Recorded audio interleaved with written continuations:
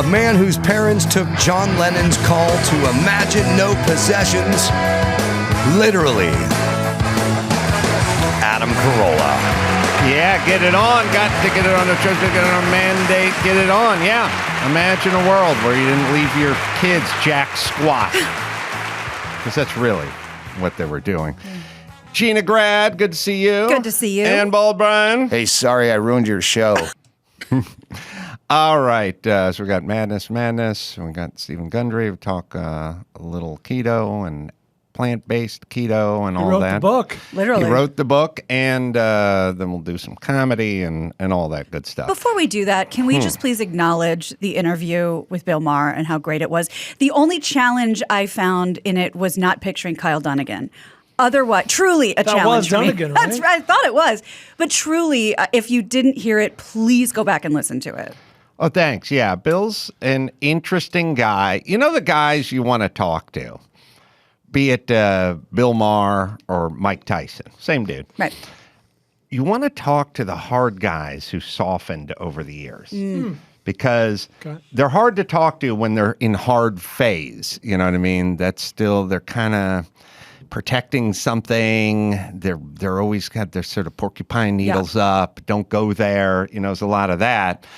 And then they get older and the testosterone goes down a little and they get a little more self-reflective and now they get a little more nuance and you can talk to them about stuff. Now, the people that are nice, and maybe nice isn't the right word, but the people that kind of protect themselves, have an image, have a bravado, whatever it is, those are the guys you want to talk to. The ones that are nice straight through, that's good, but you could have interviewed them when they were 30 and you would have gotten the same information out of them, you know? Yeah. So what it is these guys go through their whole career and nobody really knows their vulnerabilities, their insecurities, what they were going through, what they were thinking about, and that's the way they liked it.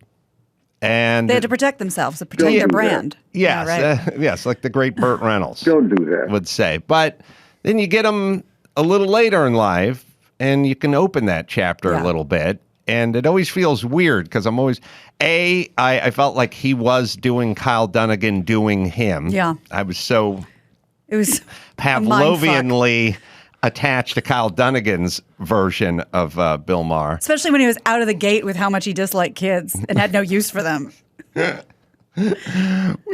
Yeah, and the thing that was kind of interesting about it is, as I said, which is most people don't like kids because they had a shit relationship with their parents and they don't want to go through that again. And, you know, oh, my parents had such a horrible divorce. I'm never getting married. There's a lot of that. But Bill was abused by kids. Yeah. And like bullied. In a way, that makes more sense. Yeah. And also, you can picture him at 9. Like, of course, the only thing that would prevent him at age 9 from being bullied is if he was taller than all the kids in his class. But he, in fact, was smaller than everybody and had this bizarre worldview of basically a 45-year-old when he was 9. He looked down on cartoons. He would never watch them. Right. So I would have bullied him for not fucking watching Speed Racer because my entire life was built around Speed Racing. Right. So that was interesting. So thanks, and give it a listen. The other thing he said, which will get us into Stephen Gundry at some point, is he just said, of course he's keto and abs are made in the kitchen. And Maher? Yes. Oh yeah. Yes, he is. Are you surprised? I mean, they wouldn't think that's the first thing. You know what I mean? Look at the guy. Well, let's look at it. Well, why wouldn't you though? He's very fit, you know. He's slim, but I'm slim. I don't have abs of steel. I know, but you're. Oh, you mean keto versus? I thought we were talking about keto versus the kitchen. Yeah, yes, when you say the phrase "abs are made in the kitchen," like he has abs. Oh, that's where I was going. Oh, he does. He's very fit. Actually, Gio emailed me a picture of him from a movie role from like the 90s or the 80s or something. Damn. Him getting into a hot tub in a Speedo, and he's fit. A cauldron. A cauldron or hot tub. All right. Anyway, let's not get mired in that. My point is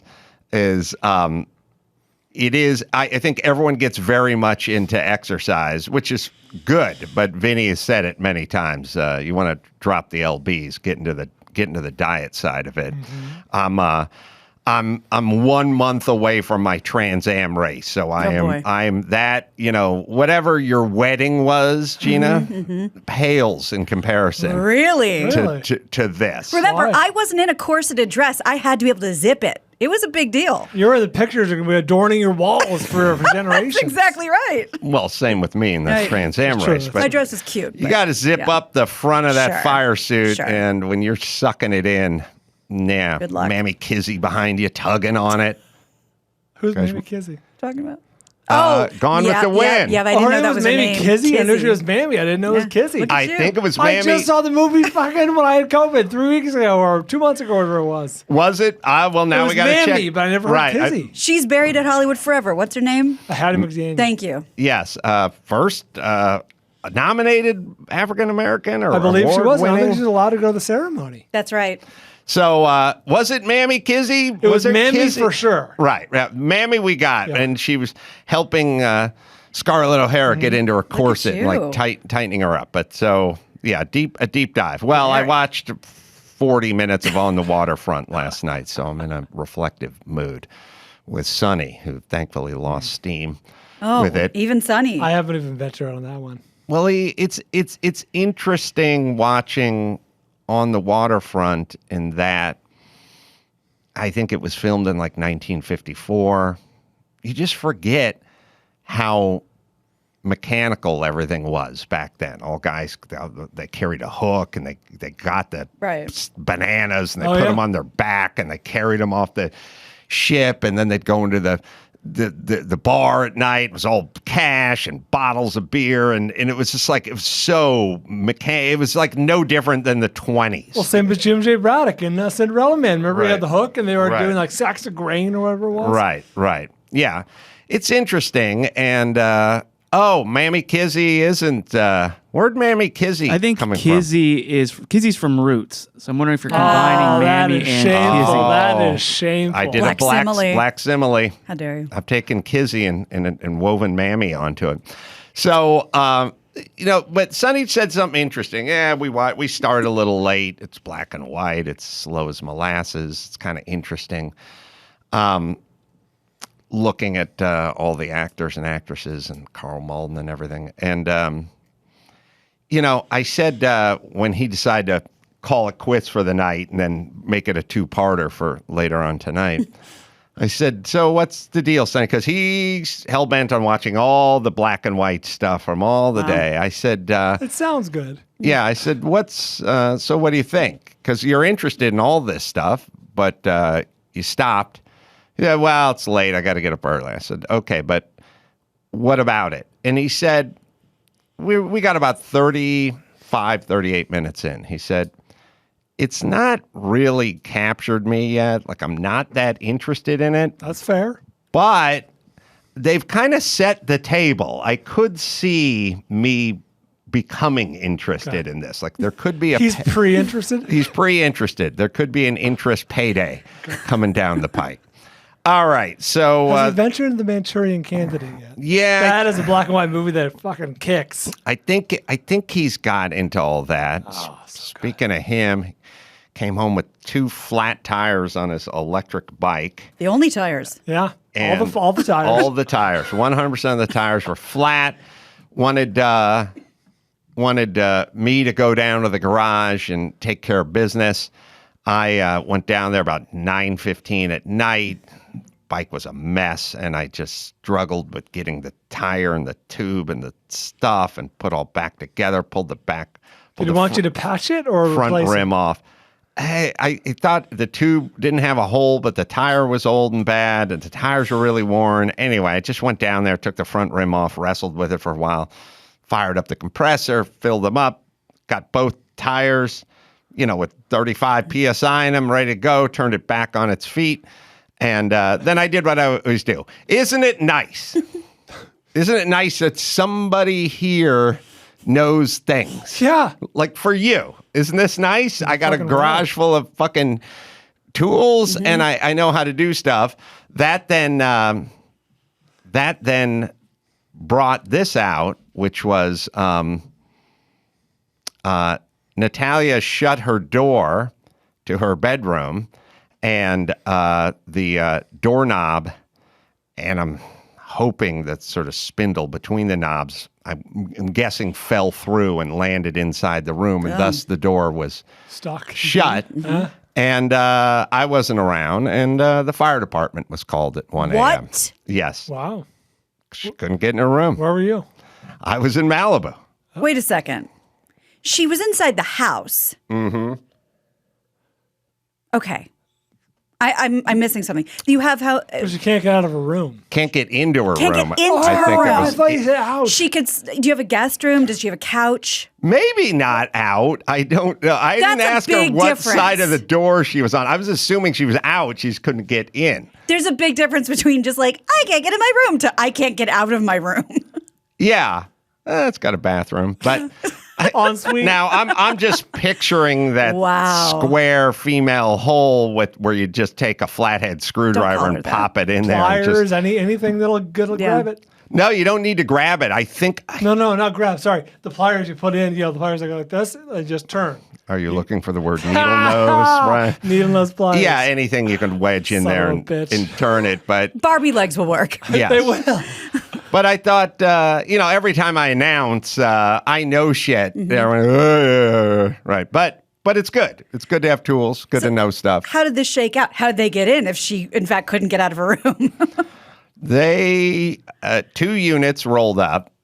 Now, to be fair to her, the firehouse is 1 block away, so Okay. they're not coming from Crenshaw. Arcadia. If she's ostensibly in the house alone, how'd they get into the house? No, I think her mom couldn't get the Okay, thing so she open. was Nope. outside. Okay. So, somebody else made the Well, call. maybe she was outside. I don't know. I don't know. But I I'll gotta find get to the that bottom out. of this. Well, either look, if she's outside or she's inside, that door ain't going to open itself. And the guy who knows how to do it ain't Yeah, there. So right. you got to call the fire department. But It takes 10 dudes to You replace take you the with the grabby door. things and Yeah. you yeah, I take the grabby thing. No. So there was that. But anyway, I walked down to the garage this morning and both tires were flat. So all the work I did was for naught. Yeah, I don't. they're flat There's again. holes in the tube Okay. or whatever's going on is going on, and the tires are old and they need to be replaced and blah blah blah. Did you get a thanks anyway? Yeah, Sonny's okay. The thing about being able to do a lot of shit, people just assume you can do a lot of shit, Right. and then you're just the guy who does a lot of Right. shit. No skin off your back. And then they always do is they go, he likes that stuff, which is their way of not having to thank you Right. or do it themselves. You know what I mean? And I tell people all the time, yeah, I like architecture. I like restoring race cars, stuff like that. I don't like going to some shitty electric bike at 9:15 and get my hands all fucked up in a cold garage, putting the tire back on. That is not Vast not difference. fun. something. There is a version of life where you build Nick Offerman's canoe, and then there's a version where you recalk someone's bathtub. Yeah. Not satisfying. patch a hole in the drywall. That's fun. Right. Yeah.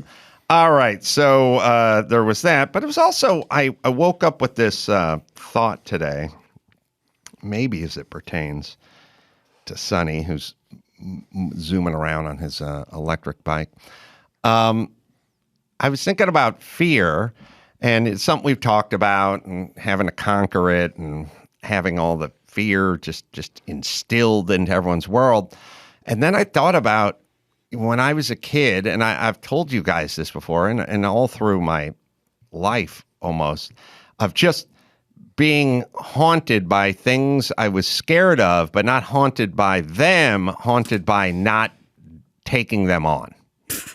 You're in the minority. It bothered me when I was, I haven't told you guys this one in a while, but I did tell you I was, graduation day from the 6th grade at Colfax Elementary after verbally assaulting one of the noon-aides once I was sprung from detention. First order of business.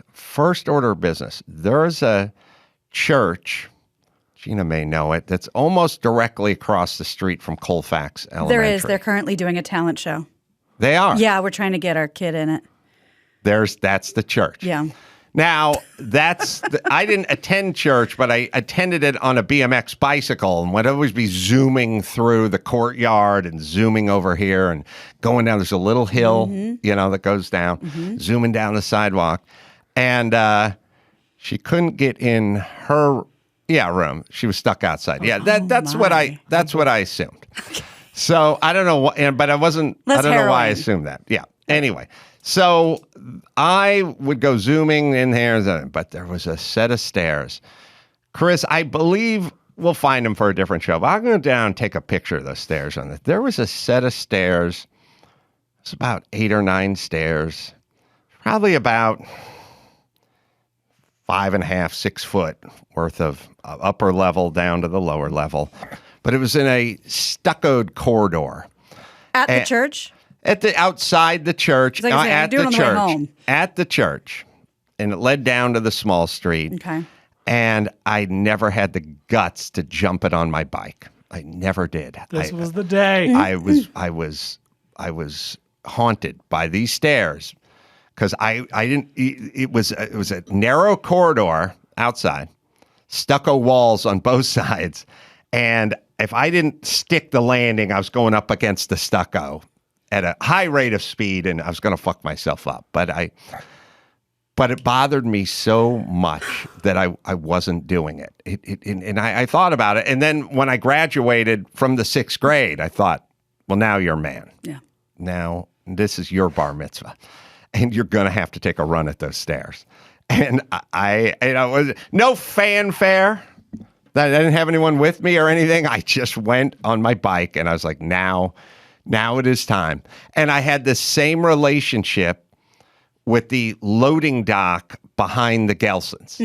There's a cement loading dock. It's got about a 36, 38 inch, with a load. They back up the stairway to heaven. That's right. They back up the big there at the church. 18-wheelers there. It's 40 inches off there. I was like, it's bothering me. It's haunting me. It's taunting me. I got to go off it on my bike. I got to get a run off it. And I did it at the church, and I did it at Gelson's, and I ate shit at the church.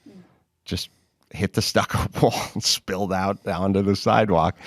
And I was done. Then I was done with it. I had to do it. And so I thought, what the fuck is that impulse? Because Sonny doesn't have 1 gram of that in him. He's not going into the ocean because 90% of the ocean is unexplored.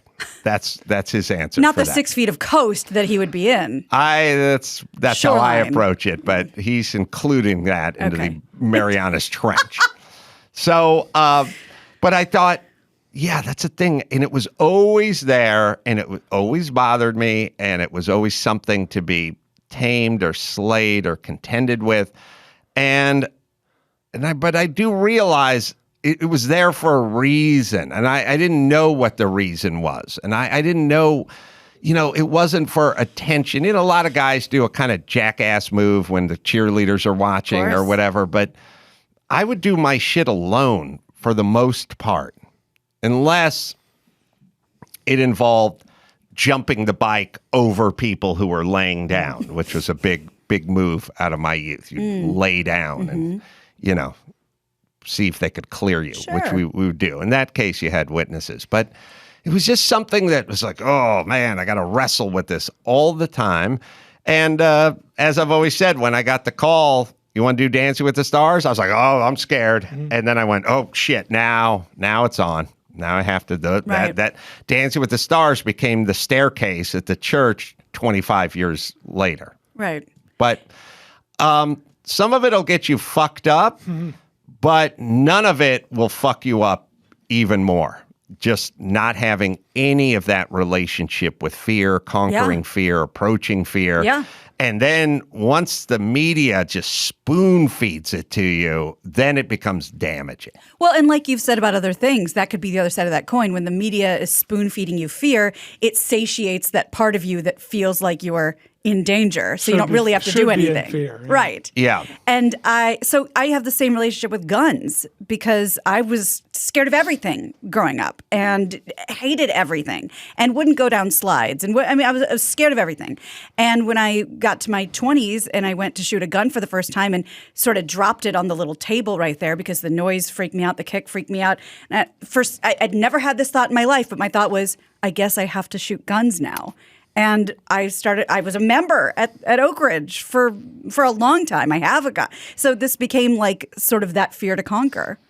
It's a really important part of life, and it's very counterintuitive because you hear fear, you feel fear, and you want to go the other direction. But it keeps us from being eaten by tigers. Leaning into it when the time is right and when a semi-consistent level makes you much more able to negotiate, navigate life. It just makes it, because it doesn't just live at the stairs of the church or on the parquet at Dancing with the Stars. It spills into other facets of life. Can I give you an upcoming example that I wasn't going to say, but so now having a baby. No, there's the Baron.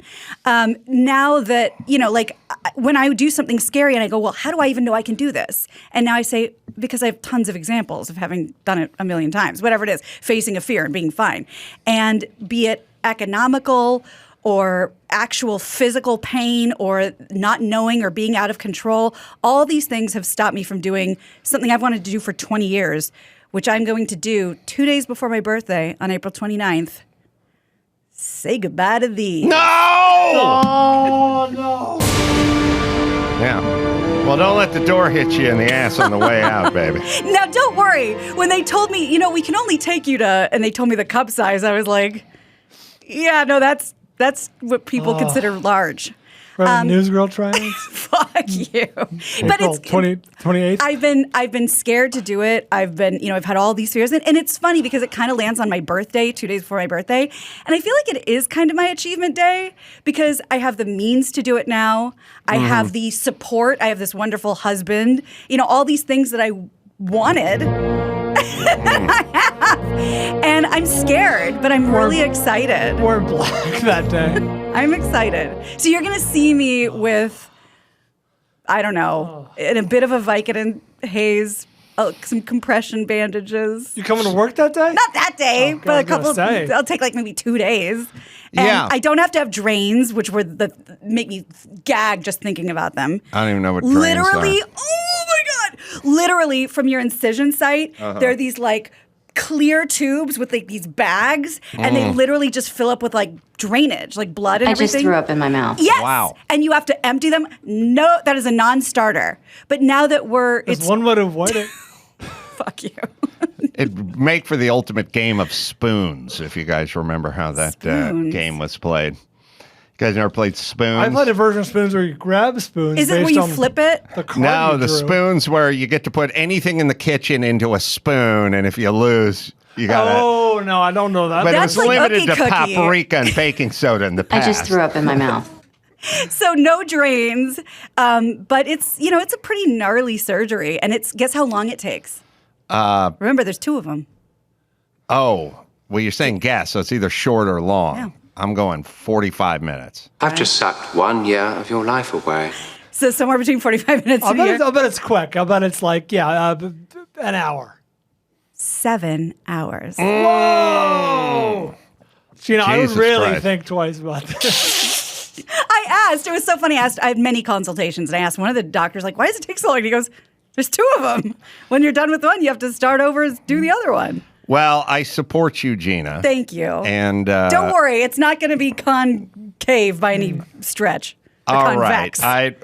we're up against it because we got March Madness to do, and we got Stephen Gundry hopping on in good. about 6 minutes. So Oh shit! I'm sorry. that's all right. It's not your fault. But maybe tell Stephen we're about 5 minutes off our pace.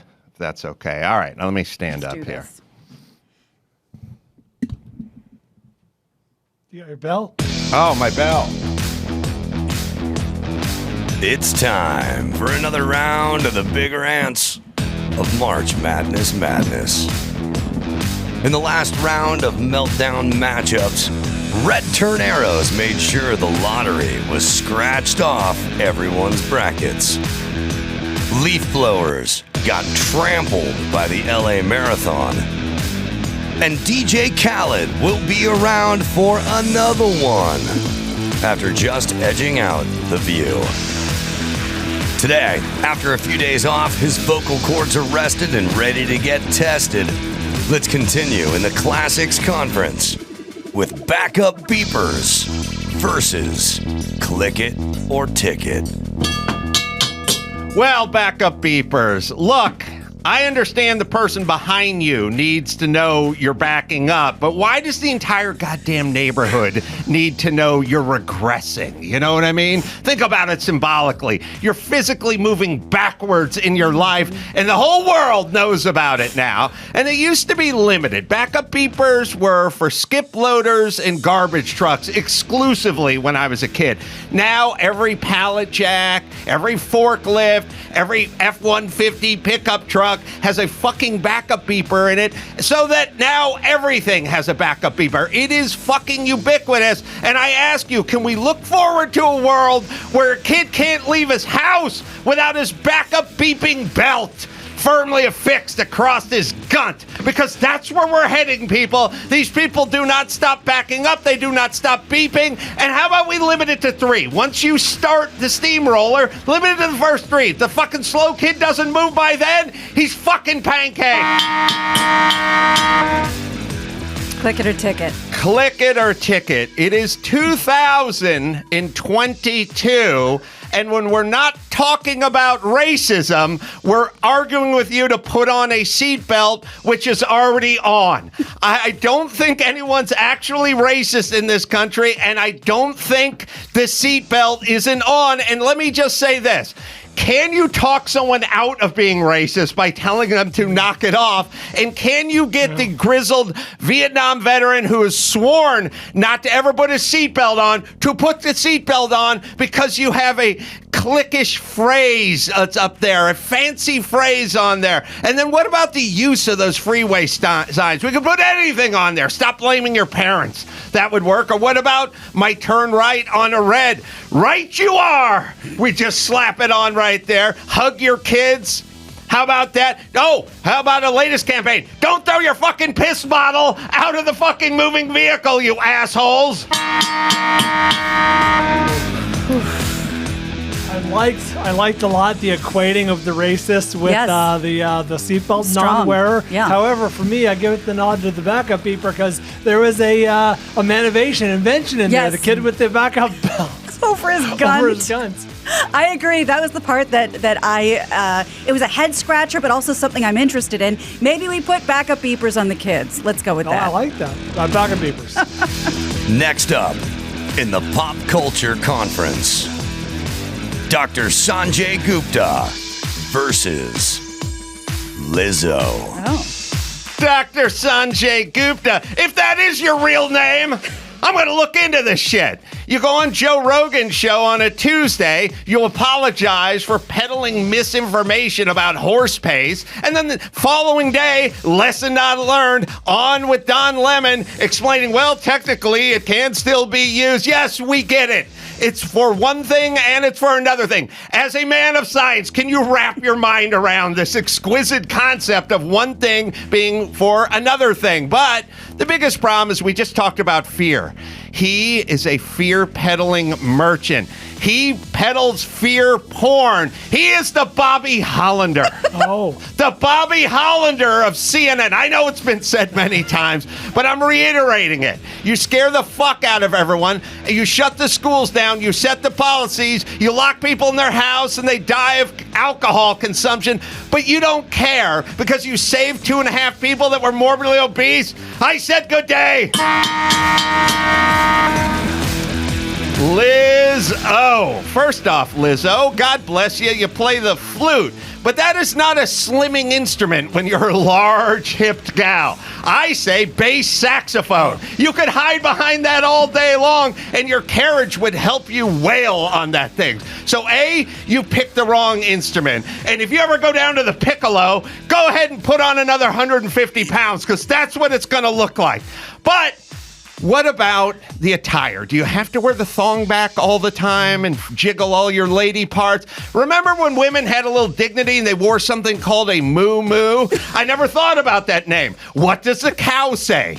Moo-moo.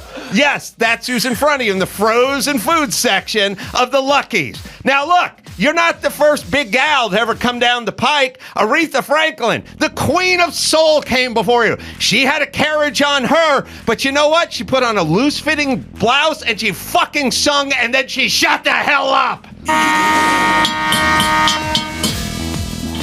Wow. I'm at a loss. Inspired. Yeah. The Bobby Hollander of CNN was really something. Fantastic. That said, no pun intended, I think there's more meat on the Lizzo bone. Yeah, Sanjay Gupta, that's hand in hand with so many rants that we've heard, that we know, we understand where Adam's coming from. The Lizzo was a fresh take on something that I was not expecting. Lizzo it is. Lizzo it is. All right. Finally, in the big government conference, a battle of academic annoyances. It's teachers' unions versus food stamps and school lunch programs.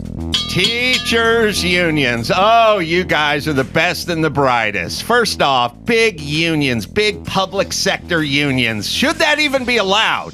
Because you're controlling policy. You have our pussy governor scared of you, so you're setting COVID policy in the public schools that we all fucking pay for. You want to talk about science? You hanging a piece of glass in front of you from fishing string from the ceiling while you talk to kids. Oh, it's just science.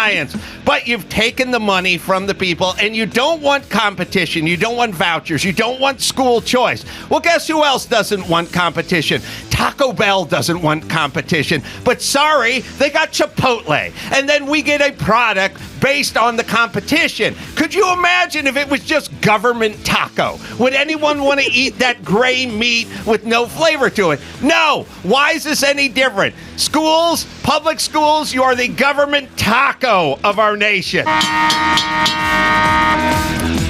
Food stamps and lunch programs, is that what we're on? Oh, the lunch programs. Remember all the talk about how are these kids going to eat? They have food insecurities. They go to bed hungry. The kids are morbidly obese. And then there was all this discussion of like, hey, we closed schools down for a year and a half. Who's going to feed these kids? Well, we did the experiment. We closed the schools down. The fat asses couldn't go graze on my fucking taxpayer dollar, and the kids got fatter. So I think we've done a little experiment. I think the parents can feed the kids because they all packed on the LBs when I wasn't feeding them for free at your school that you make me pay for. Listen, if you can't fucking cook a hard-boiled egg and give your kid a fucking apple, you shouldn't be a parent. The kid should be taken away. If a little bird can't be fed by the mama bird, then we have to fucking Jane Goodall, no, whatever her name was who used to go on the Tonight Show, we'll collect her and fucking bottle feed that little chick.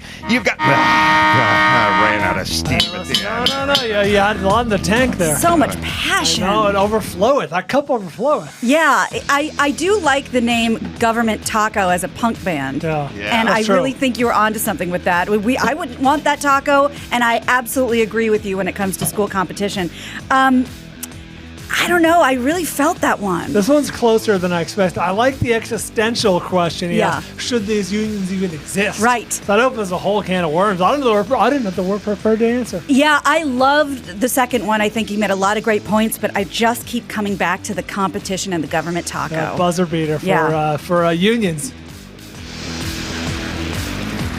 Tune in tomorrow for more from the round of 32 in March Madness. All right, Dr. Stephen Gundry is waiting in the wings. First, I'll tell you about Simply Safe. U.S. News, PC Magazine, and Popular Science all ranked Simply Safe Home Security as the best security of 2021.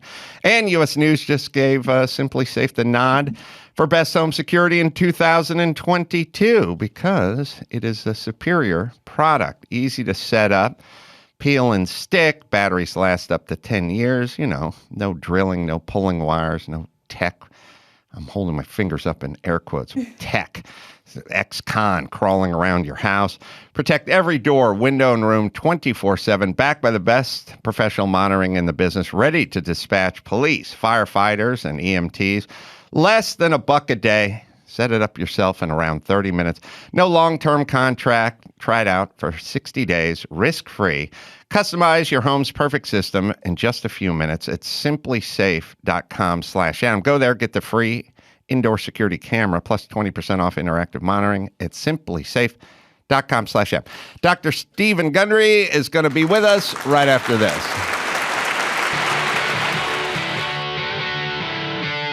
It's time to check Adam's voicemail. Hey, Adam, it's your buddy Denny from St. Louis. I was just listening to you talk about how you fish the food out that your daughter throws away. I also have a 15-year-old daughter, and just this week, she came home with some Chick-fil-A because she works there. She gets it for free, so it's not like it was even anything I paid for. But she got home, decided she didn't want the Chick-fil-A, threw it in the trash. I came by a few minutes later, saw it, took it out, and me and my youngest daughter had it for dinner. Get it on. You can leave us a message at 888-634-1744. Yeah, we got about half the family throwing away the food, but then there's me, Olga, and our secret weapon, Phil, who is devouring all the food. Dr. Stephen Gundry is here, former cardiac surgeon and New York Times bestselling author, and a new book out recently, Unlocking the Keto Code, the revolutionary new science of keto that offers more benefits without deprivation. Sorry. Good to see you again, Doctor. How are you, Adam? Good to see you and the gang. I'm doing well. So what is this new bit we need to know involving keto that's going to change our lives for the better? Well, most people have heard of a keto diet or a ketogenic diet. What most people on a ketogenic diet run into is, number one, they get really frustrated that they can't have any carbohydrates. And there's actually a lot of interesting research that we are hardwired to seek out carbohydrates, and denying us carbohydrates usually makes us go crazy. And after eating, a pound of cream cheese with the cheddar cheese topping and a side of butter every day, it gets really boring. And 60% of people on a ketogenic diet, a high-fat diet, stop after a month because they just can't take it any longer. So I've been using my version of a ketogenic diet in my two clinics for over 20 years now, that uses actually a lot more carbohydrates and a lot less fat, and had really good success with it. And people will, but wait a minute, how can this be a ketogenic diet? Well, I decided to write this book to show people that we can get the benefits of ketones, including weight loss, including better health, including getting rid of diabetes or prediabetes, without all the misery of denying ourselves, as long as we know some tricks. And so the book is, here's some tricks we've learned over the years. And that's without the deprivation, getting the benefits of a ketogenic diet. Well, that's all the time we have. Next, now, of course, I'm excited, but it sort of reminds me when you turn on late night TV and there's a guy from Puerto Rico and he goes, there's nothing in the Constitution that says you have to pay your federal income taxes. I go, oh God, I'm listening. Good, right. So I'm excited, but I'm also, a little skeptical. Cautiously optimistic. Good. So I'd love to hear what you have to say. And to your point of the sort of hardwiring DNA carb thing, and I would say I don't know if you've researched this, but I feel like it's more in women even than in men. But I've experienced it in both, where I've went, just do the keto thing, and it's like 10 minutes later, it's like bowl of cereal. It's like, I can't do it. Like, it feels a lot more like heroin than it does, stop chewing gum, like, or something like that. It feels really in the DNA. Well, and to your point, it could be psychosomatic. After all these years, I don't even know. But it may have something to do with like the menstrual cycle, because you do go, I just need what I need right now. And you don't think about that another 3 weeks of the month. Right. Yeah, no, that's very true. Actually, some researchers at the University of Sydney in Australia they actually wrote a fun book called Eat Like the Animals. And they've actually shown in all species, including humans, that we have this innate desire to seek out carbohydrates. And, I talk about them in the book, but yeah, trying to, go against this basic instinct is very, very difficult. But the nice thing is, you can actually get the benefits of a, quote, ketogenic diet without doing a high-fat diet. And let me be more specific. The ketogenic diet was actually designed for the treatment of childhood epilepsy in the 1930s. That's where it came from. And actually the name ketogenic diet was coined at the Mayo Clinic in 1930. And it was a very high-fat diet, and they've 80% fat, 10% carbohydrates, 10% protein. And they found that kids on this diet dramatically lowered their seizures. And this was before any of the drugs came out. So it was the way to help kids. And they thought that somehow these ketones, which are produced by the liver when you're starving or when you don't have any carbohydrates, were somehow miraculous in preventing seizures in these kids. And there was a thought that the brain needed these ketones. Well, fast forward to the 80s and 90s and 2000s, when researchers at Harvard, Dr. Cahill, and at the NIH, Dr. Veach, actually showed that even at full ketosis, on a full ketogenic diet, you're pouring out ketones as a fuel out of your liver, that only 30% of our needs can be met by burning ketones as fuel. 30%, that's it. And the brain, which supposedly loves ketones, only 60 to 70% of the brain's needs can be met by ketones, and the rest, the brain has to have sugar. So this whole idea that ketones are somehow miraculous, they're miraculous fuel, is just flat dead wrong. So what I wanted to show people is that ketones aren't a great fuel, but ketones are doing really something special that we ought to pay attention to and find out if there's other ways to get the benefits of ketones without doing this really high-fat diet. And so that's the purpose of the book, to show people you can get the benefits of a ketogenic diet without the high-fat misery. Well, let's now talk specifics. So what carbs are okay in this regimen? And like, I always like to just go breakfast, lunch, and dinner, although every time I say that, everyone goes, don't do breakfast. Like, okay, then snacks and dinner, or lunch and dinner. Oh, what would dinner look like under this new ketone world order? Well, in a way, it depends on what you did the rest of the day. And you're right. The more I can get you to break fast breakfast at noon, the better off you're going to do, believe it or not, in producing ketones that are going to actually improve the efficiency of these little energy-producing organelles called mitochondria. And in the book, I hold your hand because, Adam, if I said, hey, I know you ate breakfast at 7 o'clock in the morning, and tomorrow I want you to start eating breakfast at noon, you'll go, that's kind of a non-starter. I got to keep my brain smart. And if I try to do that, I'm probably going to crash and burn. So I'll go, Adam, this week, tell you what, let's eat breakfast at 8 o'clock instead of 7 o'clock. Come on. You can make an hour. And then I'll give you the weekend off. Do whatever you want during the weekend. Then next week, you made it to 8 o'clock. Why don't you join me at 9 o'clock for breakfast this week? And for 5 days, we'll do 9 o'clock for breakfast. Take the weekend off. The next week, come on, you made it to 9 o'clock. Let's go to 10 o'clock this week. So, and so on. Take the weekend off.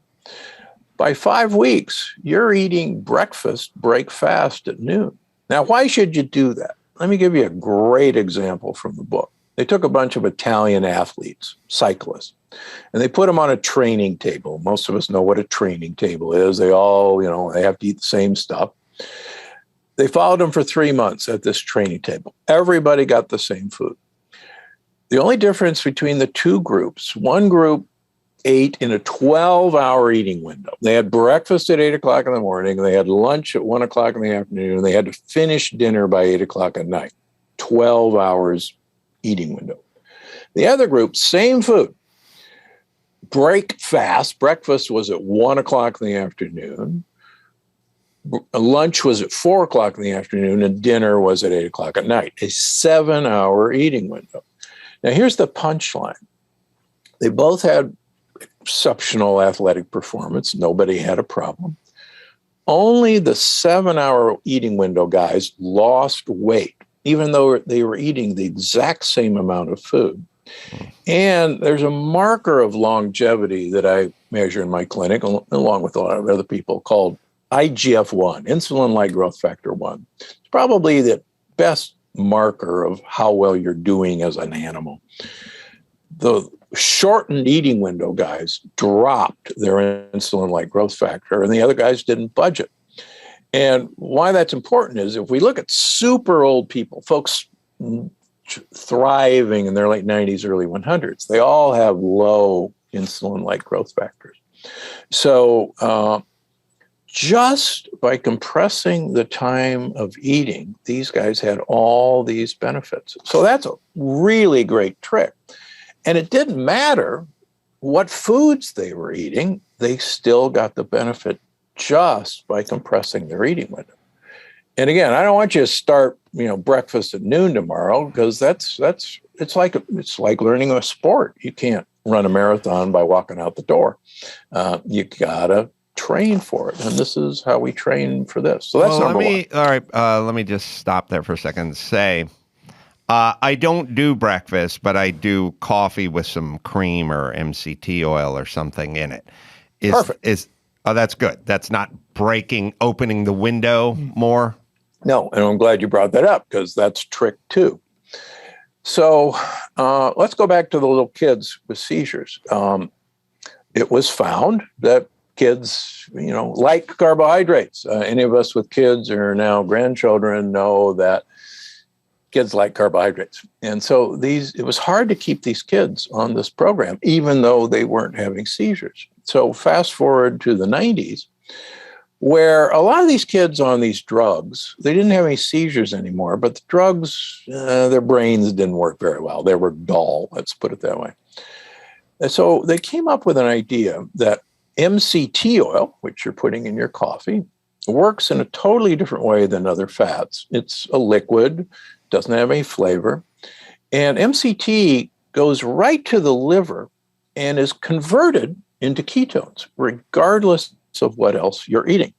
So they found that they could put kids on MCT oil and give them back their carbohydrates and their proteins that they wanted to eat, and they'd still get protected from seizures. And when I found this literature now back in the 1990s, I said, oh my gosh, here's a great workaround to producing ketones without a high-fat diet. So as I joke, so you could have a fresh fruit salad, please don't, but have some MCT oil and you'll produce ketones even though you had this big carbohydrate load. So that's exciting. Yeah, it's interesting. Here's what's even better. And I want you to start doing this in your coffee starting tomorrow. The MCT oils are named after the Latin word for goat, capra. So there's caprylic acid, there's capric acid, And you go, well, that's funny. Why would all these MCT oils be named after a goat? Well, it turns out that 30% of the fats in goats and sheep's milk are medium chain triglycerides, or MCTs. And so, lo and behold, you could put goat cheese in your MCT coffee and whip it up. You could put goat yogurt in your MCT coffee, or sheep yogurt or sheep cheese, and you get a double dose of MCT oil. What's even better, getting to dinner, why not have a piece of goat cheese or sheep cheese with your dinner or before dinner, and you'll make ketones despite having what you want to eat for dinner. So it's, wow, what a great hack. What a trick. Is there a difference? I hate goat cheese. Is there a difference between sheep cheese and goat cheese in terms of the flavor? Yes, there is a big difference. So Manchego cheese, most people know. Yeah, so that's Spanish sheep cheese. Yeah. Pecorino cheese is sheep cheese. Okay. Now, lots of great goat cheeses out there that don't taste like feta. There's, believe it or not, there's goat mozzarella. I don't mind feta cheese, and it's goat cheese. It's goat, like a bitter tanginess. the goat milk or the goat. I'm trying to think of what I'm that protesting. tanginess. Yes. Yeah. But now there's goat mozzarella. Trader Joe's has a fantastic goat brie that's absolutely delicious. There's all sorts of great products. People have gotten very clever in getting goat to taste good. How's that? Well, I mean, between GOAT being an acronym for greatest of all time and now the MCT contributions, I mean, they've come a long way. Their marketing guy's amazing.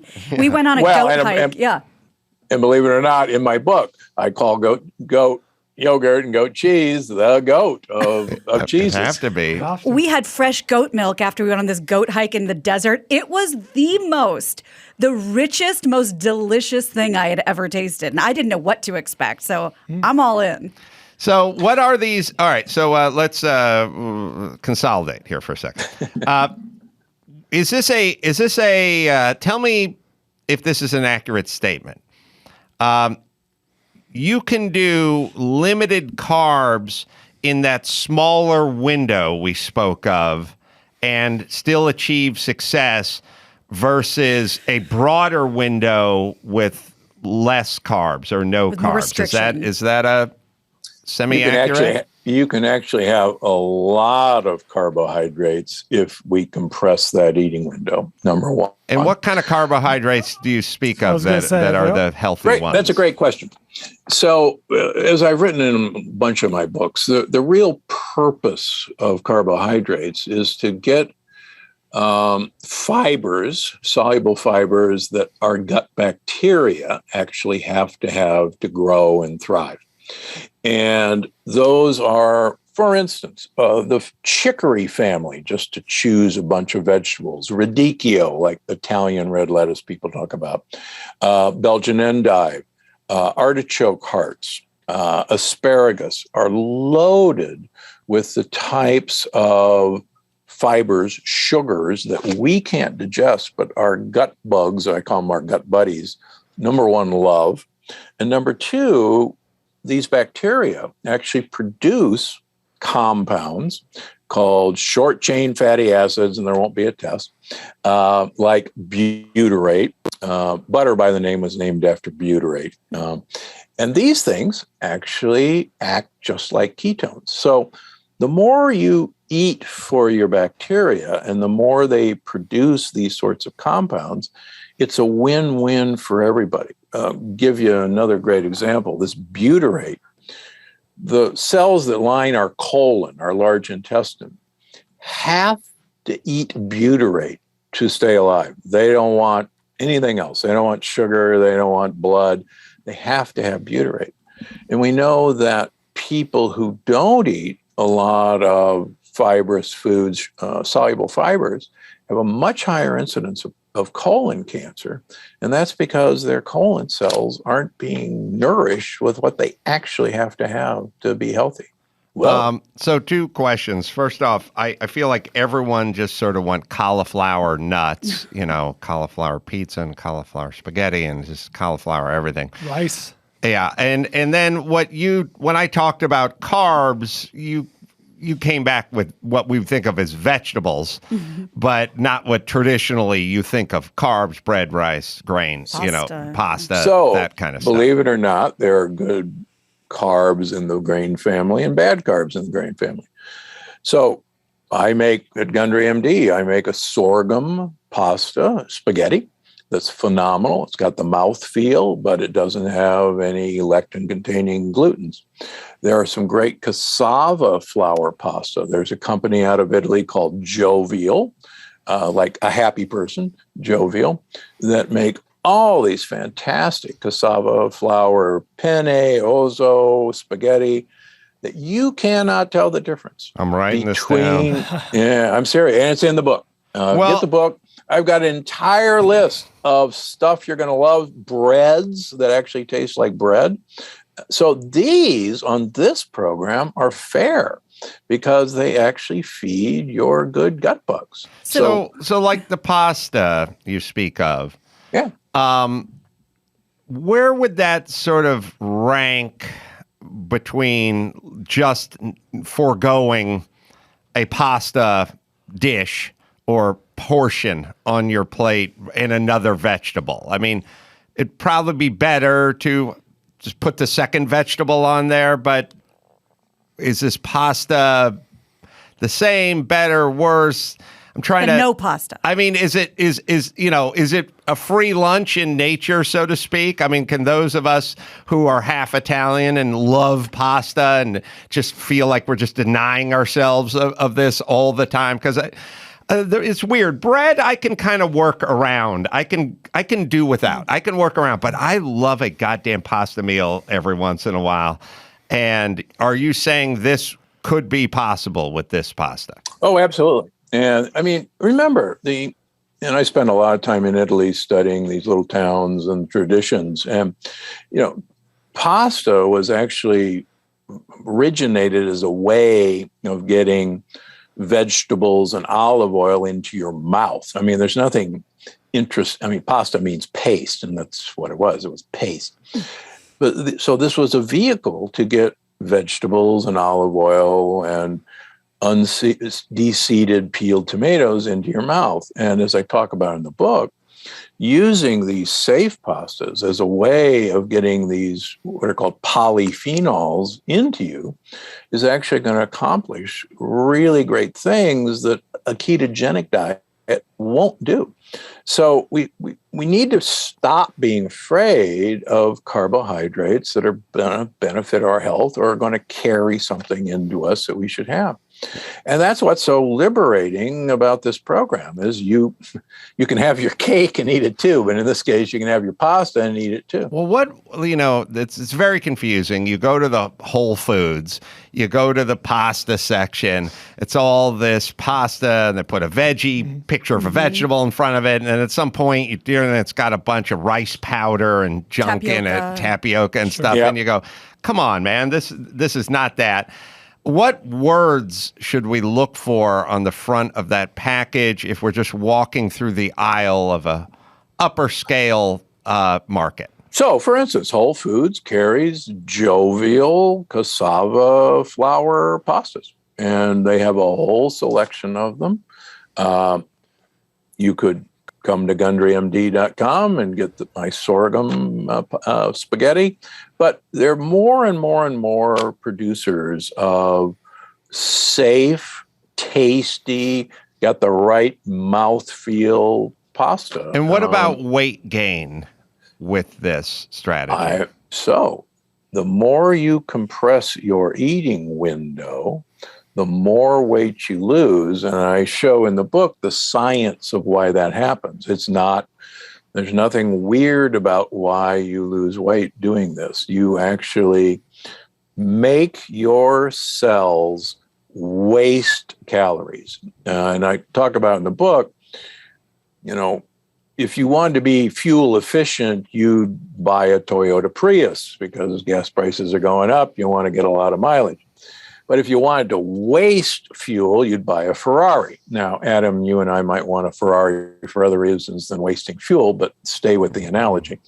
So if I want to waste calories, if I want to burn calories, I want to turn my cells into Ferraris rather than Toyota Priuses. And in the book, it details why these tricks actually turn you into a fuel-wasting Ferrari. So you can have all this great fuel and actually not put it on as pounds and literally waste it. Whereas Gina's got questions, but I can't stop asking. What if one was to shrink this window, but one was to have a handful of cashews, outside of the window, so to speak? Is it a window reset?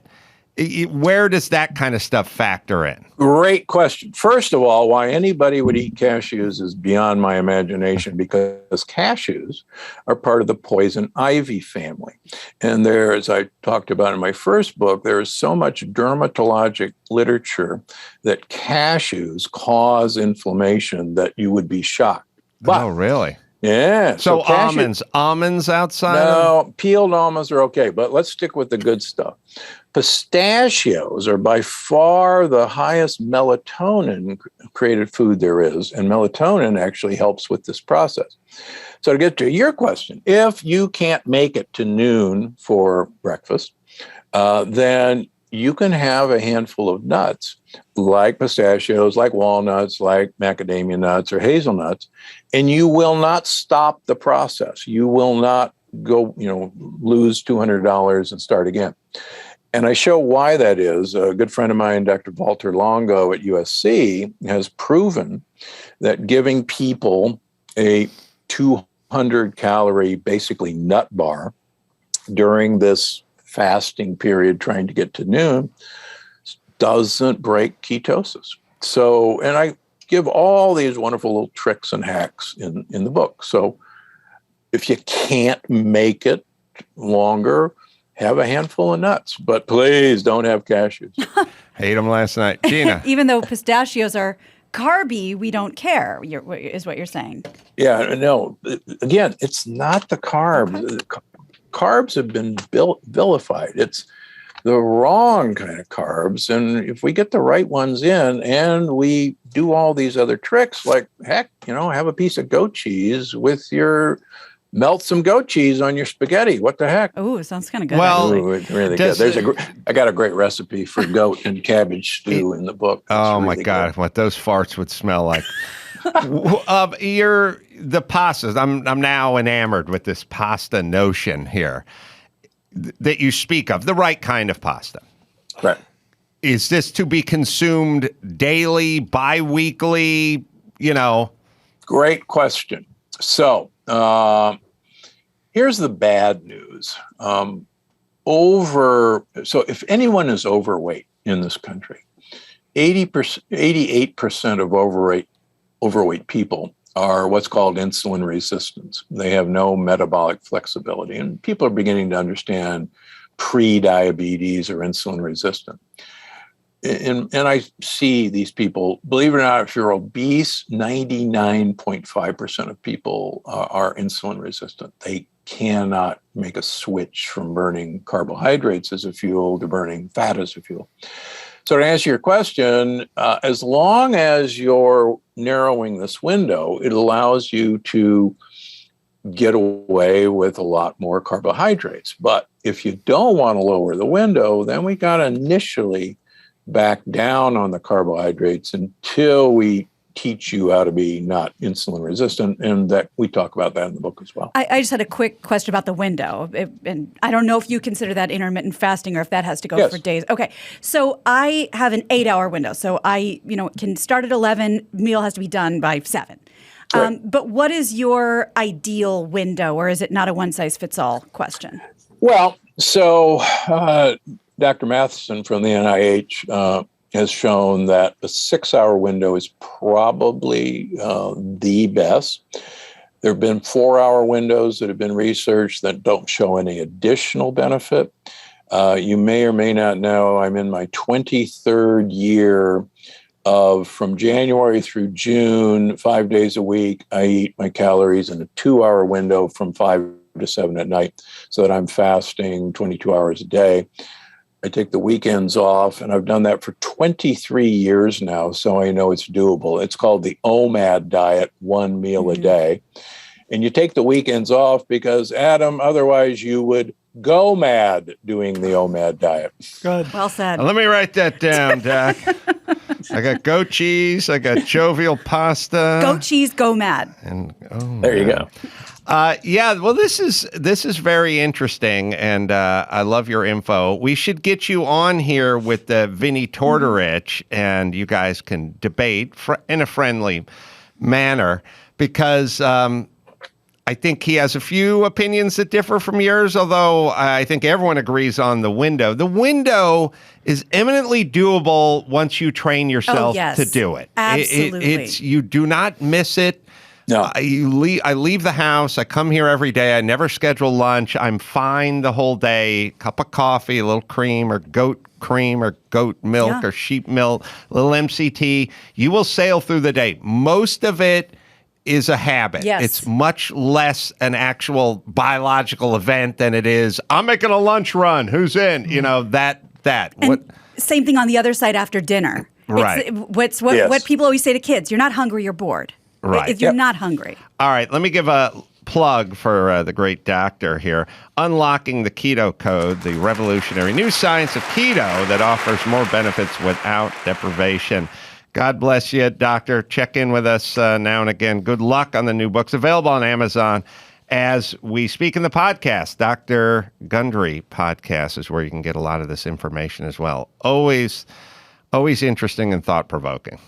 Great to see you guys, and thanks for having me. Our pleasure. All right. We have Jessica Kirson, comedian out there waiting to come in. First, there's Cuts. We've got too much on our mind. Last thing we need is to spend energy on what to wear. Cuts Clothing has perfected the art of science of men's shirts so you can throw one on and look great without thinking twice. Cuts has all the essentials: tees, hoodies, polos, and more. They make it easy to mix and match styles and colors so you can find the perfect style. This stuff is top shelf. It's good stuff. I wear Cuts. It is so much better than the stuff you're currently wearing. They even patented their own insanely soft fabric that will not shrink or pull or fade over time in the wash. Step up your game and let's get some Cuts Clothing. Am I right, Dawson? Join hundreds of thousands of guys who have made the simple decision to elevate their wardrobe with Cuts. Get 15% off your first order by going to cutsclothing.com/Adam. That's CUTS clothing.com/Carolla. Cutsclothing.com/Carolla for 15% off the only shirt worth wearing. I'm already thinking about my pasta, my You jovial are. pasta. Whew. Well, I just am such a sucker for a pasta dish, and the problem is when you're trying to go keto, you go, all right, well, that'll be the end of that pasta parade. Yeah. And then you go, well, what about the alternative plant-based? It's like, it's all bullshit, but if there is something good out there, I'll give it a try. You guys know I've been keto for a number of years, and I used to miss beer a lot, but liquor's good. It does the job. Wine, whatever. Bread, pasta, and I've been fantasizing about cereal recently. Oh, But there's cereal. no other kinds of cereal that'll do the trick. Right. Those Yeah. crunchy flakes. And it's Oh, all... what I wouldn't give. It's all from it's all from my mom's playbook, which is this granola was thrown I in a love granola. pottery I jar love it. that a guy with a man bun made, and it's sweetened with from molasses and honey and brown sugar, and it's got nuts in it. Nature's From candy. sugar. Nature. And it's like, yeah, tell that to my liver. It's the fucking same thing. I got one question for you. Are you enjoying your granola? And how? Well, then it's fucking killing you. You like your Green Machine drink, Dawson? Pretty good. Don't drink it anymore. Right, but it tasted good. Goddamn right. Did. You know what? It's all of life can be covered with this smoothie. Yeah. The smoothie. Oh, it tastes like papaya and honey and bananas. Like, yeah, it's good. It's real good. It's good. All right, Jessica Kirson, comedian, is going to be in here right after this.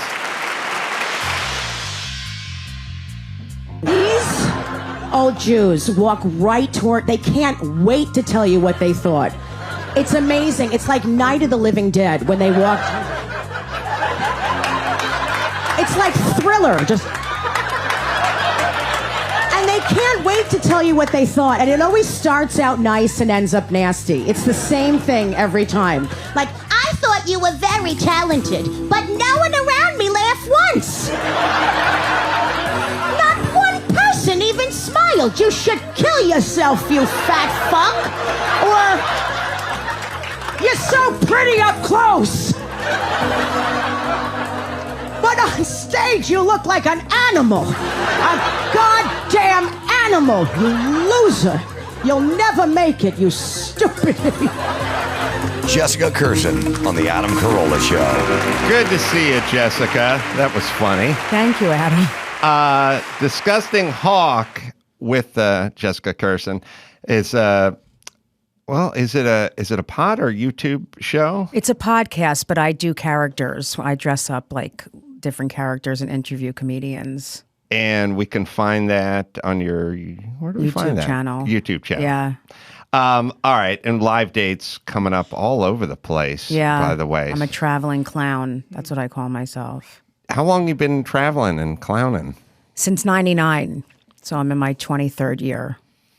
And what time are we in stand-up right now? If you were to give it I always think about like, well, there's fucking nightmare. There's a heavyweight division of boxing and Muhammad Ali and Joe Frazier and Joe Foreman. Like, George Foreman. You know, those are the halcyon days, and then we get into the mid '80s, and it kind of flattens out. And remember those Seinfeld and comedy and all these same names. Like, where do you think we're at now? I don't know. I mean, I'm keeping like true to who I am, and I really fight it. And I'm not gonna let anyone silence me. I fucking speak my truth, and I'm very real on stage. I've said so many things on podcasts that I could be ruined for, so I figure I should just go for it. And for a penny and for a pound. What? And for a penny and for a pound. Yeah. It already ends. So. I'm in, so I just say whatever I want. And I got into stand-up to be free and to not be silenced. I was told to be quiet my whole life. My mother's a therapist and saw clients in the house, so I was fucking silenced my whole life. So how insane is that? Well, so yeah. You know, it's in a crazy place. It really is. I think most people want you to just be free and say whatever you want, and very silent. You know, a very small majority want to tell us what we can and can't say. Well, it's like all you need is one sniper to freak out the entire village. Exactly. You know what I mean? And that's kind of where we're living. And also, I was just interviewing a professor earlier today for another podcast, and he's a college professor, economics. But I said to him, like, how are kids today versus your students from 30 years ago and whatever? And he kind of went like, he literally like looked over his shoulder. Like he was scared he was going to say something about the miserable little pieces of shit who are self-entitled and come into his class now versus the one from 30 years ago. But you can tell people pause. Like they go, I'd love to come on your podcast and talk, but, I thought, really, is that where we want to be in 2022? You want people with ideas going, Yeah. Yeah, it's hard. I don't like being told what I'm saying. Like, I don't like being told that I'm saying something I'm not. I also know that as a stand-up, I'm always coming from a kind, loving place. Like, I'm never coming from a hateful place. See, I do characters also. So I'll do a character and someone will tell me, like, they think the character is mean-spirited or racist. I'm like, it's a character. Like, I do characters. I know. It's amazing. I'm doing a character. We couldn't have Archie Bunker anymore. People are like, we don't like him. Yeah, he's the joke. He's the butt of the joke. Meathead wins the battles. Oh, you don't have to tell Ernest Lee Bigot over here. That's my fake character he came up with. Oh, that's funny. Yeah. So good. I am with you in this. I've been saying into any microphone I can find over this past several years. You're a comedian. You get to say what you want. And once they get the comedians into the corral, they got everybody. Yeah. I mean, there are people where I watch their set and I'm like, you're a horrific person, disgusting and whatever, and I don't want to watch it. But Like who? I still believe Adam. No, but I still believe that they have the right to say what they want. I still believe it because I believe in the freedom of speech. I'm working on a documentary right now about female comics around the world. I made one for Hulu. I was on FX and now it's on Hulu. I executive produced called Hysterical. Great. And thank you. Did you see it? My wife and I, the rare movie my wife and I watched together and enjoyed. Oh, you liked it? Really? I liked it a Good. lot, yeah. Yeah. It's a lot of comics in And it that have probably been on this. I would say it suggests that the future of comedy is really strong. There's a lot of great comics on Yeah, that yeah. stage. So I made that movie and I'm making one now. And I interviewed a lot of, during COVID, like 10 comics from around the world, the only female comic in Jordan, from all over. And they literally government has to go to their shows. They have to sign paperwork. They can't talk about the government, the royal family. They can't curse. They can't talk about sex. And so it's like we take for granted how fucking important it is, how free we are here, and it's how free we are as comics that we can talk about whatever we want. I mean, I really saw that when I interviewed these female comics from all over the world. It was unbelievable. Well, the assholes that live here have this fucked up version of life. It's the same relationship they have with communism or socialism. They go, look, what's going on in Jordan is wrong, but maybe just some of it here. Maybe just the stuff maybe just a bit of it here. And it's like, yeah, really? Think that's a good idea to start heading down that road. Just a little bit of vetting what we say before we say it. I still might not like it. It might make me sick, and I might hate what some people are saying. But where do you? I mean, you can't. With comedy, you can't tell people what they can and can't say. I'm sorry. Just can't. To me, it's a non sequitur. Like this comedian is saying something. I disagree. Right. They're comedians. I don't know what the guy, they start off with some story about having some brother who was a bully and whatever. I don't know if it happened or not. Maybe it did. Maybe it didn't. Maybe that's what they think. Maybe that's what they don't think. Maybe they fucking bought that joke from Jeff Ross. Maybe that's what Jeff Ross thinks. I know. You know what I mean? When people say to me, you shouldn't talk, you can't talk. I'm like, don't tell me what I can and can't say. Don't tell me. Who are you to tell me what I can talk about on stage? Don't. Well, also, step back a few feet. Is this really what you want? You want comedians editing themselves as they think about their next bit. And comedians you haven't heard of until somebody else tweeted about them. Wasn't in your wheelhouse. It wasn't like, I was a big fan, but that joke freaked me out. I got to whatever. This is like, who is this? So I don't know their name. Well, let me get in. Let me pile on. What makes them think they're that important? Do they? You know what's really sick? That they really think that we'll consider it. That's the most fucked up part.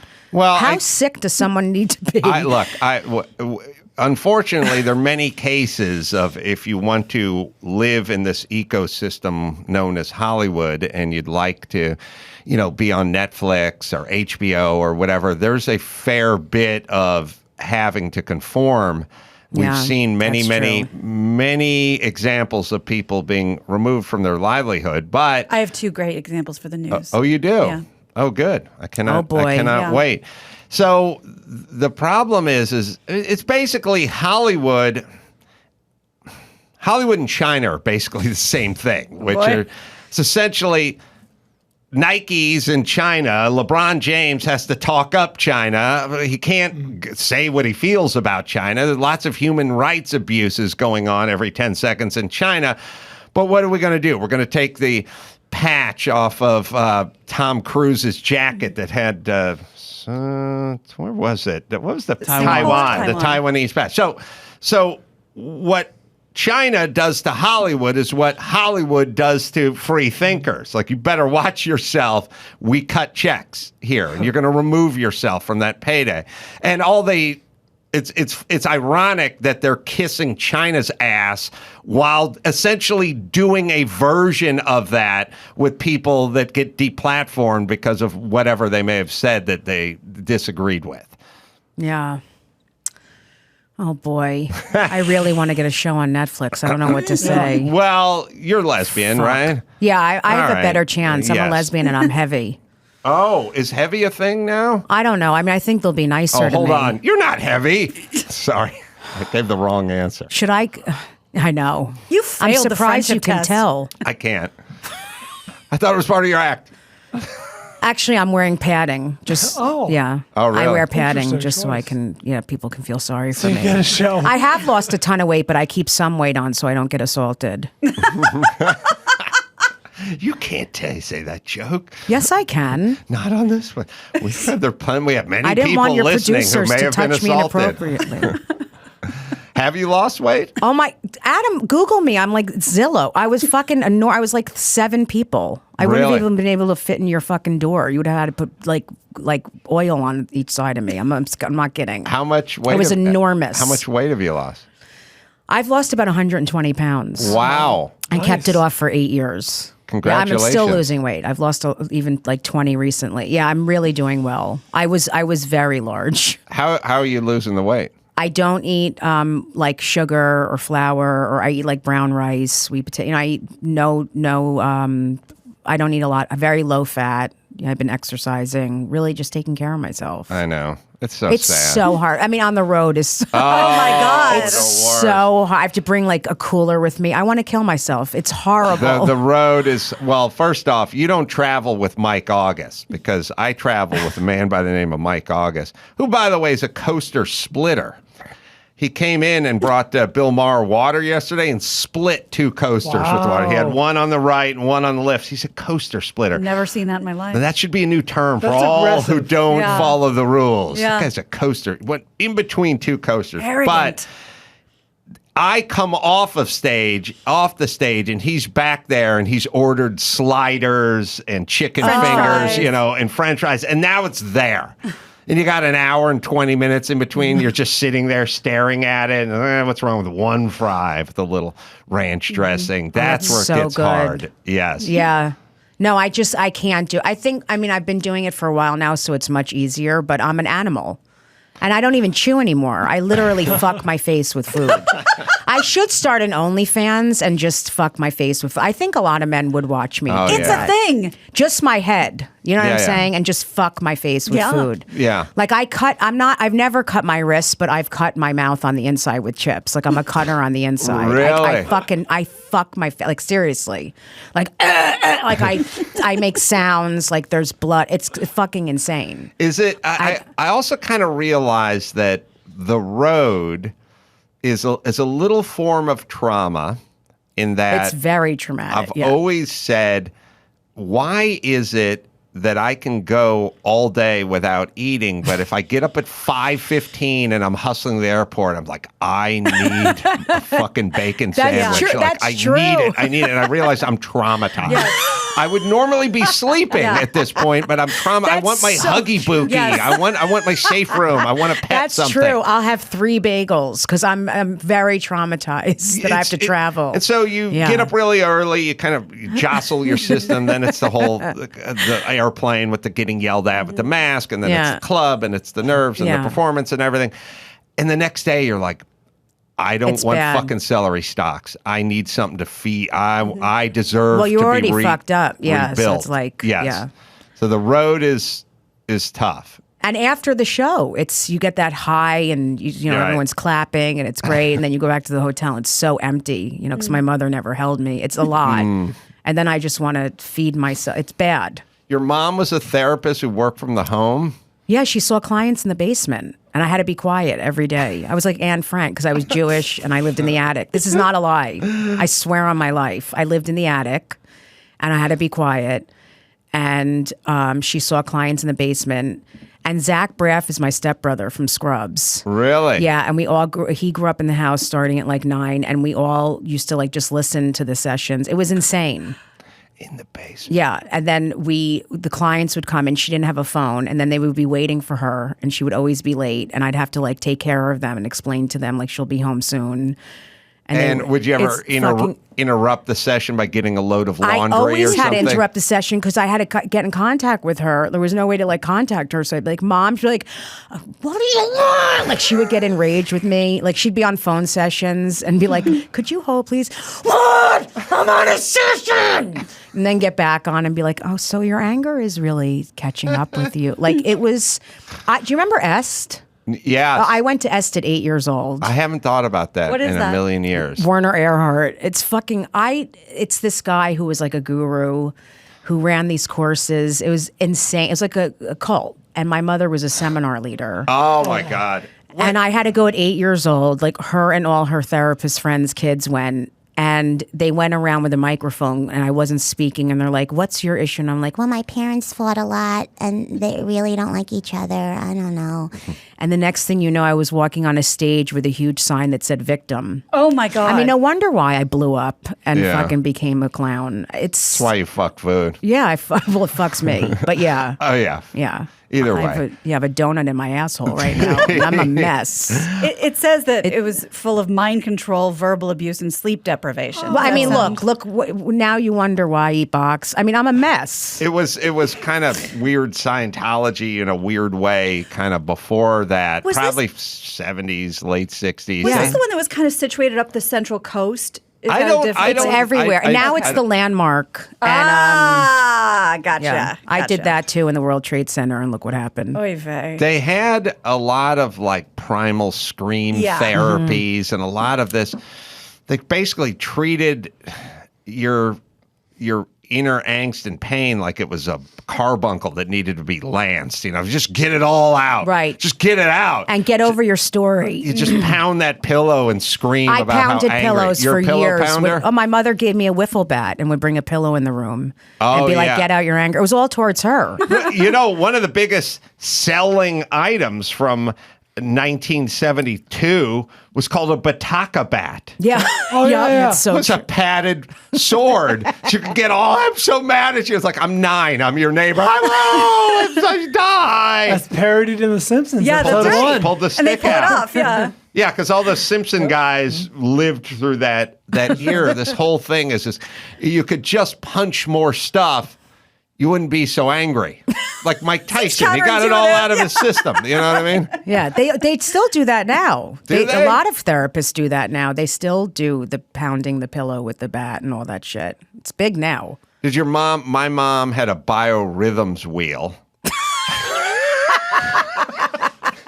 She's a scientist who didn't like the. You just got laughed at by Jessica. Well, my mom would be. She used this thing. I'd be like, "Can I get a ride to Teddy Lewis's house in Van Nuys? Hold on, let me consult the wheel." Oh my God! Extra critical day. I don't think it'd be a good idea to start the car. Extra critical. Yeah, that's amazing. This is it. Chris brought it in. It's a biorhythm. Oh my God! It looks like an old birth control holder, birth control pill holder. So your days of the month. That's crazy. Between the science of the biorhythm wheel and the devil's triangle, so much science going on as a young kid. Bermuda? We can't go to Bermuda. The biorhythm wheel says the devil's triangle is having an extra critical day. Oh, more science.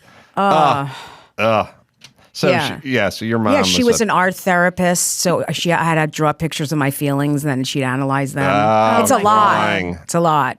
Yeah. Did you feel tricked, like she was allowing you to be vulnerable, then kind of punish you for it? Or I no? was enraged. Yeah. I mean, can you imagine? No. Like, I would just have a feeling. Like, I was upset the Love Boat didn't come on, and she'd be like, "Let's draw your feelings." I mean, it was the Love Boat. Me too. I would masturbate to it. Me it was like too. soft porn. Yeah. It was. Well, to a kid, to me, it was as so it would be the Love Boat and then Fantasy Island would come on. But to me, the Love Boat was as fantastical as Fantasy Island because people owned luggage and they had a suit and they bought a ticket and they're with their family and they're enjoying themselves. They're not working? And then it came time for the dinner and the guy's got a tuxedo and he's having a highball. And I'm like, what is this? Yeah. Yeah, it was incredible. Yes. And there was tension, sexual tension with some of them. Yeah. A lot of tension. Yeah. Dr. Yeah. Bricker tried to bang every hottie I that got on that ship. I know. So I don't know what was this period, which is parents sort of needing to analyze or graph things onto their kids. Like I got kids, and when they were 9, I had no impulses about, look, I need you to draw something, and then I'm gonna break it down from a psychodynamic standpoint. Then we're gonna break off into discussion groups, and I'm gonna invite some other adults over to analyze this. Let's fucking put it on the refrigerator and keep walking. What is this? My wheel and this therapy and the stuff it's all in you. Like where did all this? It was such a 70s thing. Yeah, it was huge then. I don't know. I mean, I really got it because my mom was a therapist. Right. I mean, I still do. She does Reiki on me sometimes without asking because she's a Reiki master. So I'll just feel her hands come on me, and then I'll hear her go. I'm like, Mom, you're psychologically molesting me. Like you're literally, you're molesting me with your psychology. You need to ask me first before you just start doing Reiki on me. And you're like in your refractory period from the face fucking. And now she shows up with the raking. The face fucking is my favorite. Yeah, it comes from a good place because she's always trying to fix me, but that's the problem. Like I always feel like I need to be fixed when I'm just having a feeling. I didn't realize I was fucked broken. with me a lot. Yeah. Yeah. I mean, you think we're crazy now, but we were crazy then. Oh, too. I like it. But it was just kind of analog crazy. You have a wheel, you turn it, you consult it. The wheel thing is making me laugh. What is the definition of the biorhythm wheel, Chris? But now we're digitally crazy. You know, we're texting. And I think this is everything. I think this is a lot worse, the digital shit. Well, I'll tell you what it is if you have a sane family who lives next door, they don't have to do all the bullshit we did. That's our fucking bullshit, Mom. But now it's like everyone's in the tent. Yeah. The crazy tent. And now the we all need to Googling and consult the biorhythm wheel. Yeah. Right down to like the WebMD and diagnosing yourself. And That's all what I'm this shit. saying. Yeah. The Googling and forget it. We've come full circle because there's now biorhythm apps. There's a biorhythm app. Oh, don't tell my mom. Chocolate peanut butter. Get that jitterbug fired up. Jitterbug. What is the definition of the biorhythm wheel? So the biorhythm theory is the idea that our daily lives are significantly affected by rhythmic cycles within periods of exactly 23, 28, and 33 days. So the 23 days, a physical cycle, the 28 days, the emotional cycle, and the 33 day is the intellectual cycle. The fuck? And so the way they all line up depends on how good of a day you're going to be having. As a woman, my first thought is, don't tell me about my cycle. We've got the that 28th figured day out. is the emotional cycle, also the same amount of period as the menstrual cycle. I don't... For some people. Coincidence? Yeah. Jesus. Well, also, how about you just fucking get up and go to work every day? Like, why do you want to give yourself the option of like, I mean, what if you got to fly cross country and it's an extra, now that's in your head and an extra critical days you get onto the airplane, you know? Self-fulfilling prophecy. Right. Ugh. Just step back, Moms. Was your dad a little dingy? No. So my dad was so black and white, like, oh boy, just like very just anal OCD. Like they did not end up staying together. I mean, it ended up, everyone got along. Thank God I have a great family that way. But like they ended up getting divorced, but they should have never gotten married in the first place. But he didn't even wasn't into therapy at all. I mean, he did S just to please her when they were together. But like, he's like, get over it. Let's go. You know, Brooklyn guy, total Right. Ended up being a big Trump guy. My mom is a huge liberal. I mean, it's hilarious. I can't even believe they were married. And, she was always into therapy and talking about stuff. And he was like, just clear your head. Let's go. Clear your head. Fucking get into it. Let's go. And, it's hysterical. The thought that they were even together is a miracle. Yeah. I think my parents, my theories, my parents couldn't see each other for decades after they got divorced. Oh. But I think they were both so embarrassed that they were with each other, and it was mutual. They could both do better. They'd look at my dad, my mom, and go, God, ugh, like some guy you fucked when you were drunk in college, and you run into him, and, to Like, Costco 8 I? years later. Ugh, I know what he's thinking, And my dad would look at my mom and go, ugh, with the biorhythm wheel. They were disgusted and ashamed, I think. That's just me putting on my psychology. Yeah. So I entered my birthday in the app. Today is for me is a peak physical day. Oh, yeah, really? Physical is peak, which is a joke. I'm falling apart. Emotional, intellectual, terrible. Minus 95. Oh, boy. Oh, yeah. Oh, wow. Not Turn a that good mic day to off. do a Do you feel podcast. dumb? Yeah, I do now. yeah. after reading Cut this? the mic. So what my mom would have done is she would have consulted the wheel before she left for the podcast I and then see. scrubbed the podcast because That is, that's incredible. I would love to just find out who's purchased the biorhythm wheel and find out their relationship with work. 'Cause I guarantee not a lot of guys at logging camps were consulting the wheel before they left that morning. Gina, what's your birthday? May 1st. Oh, All right, what year? look at that. Let me.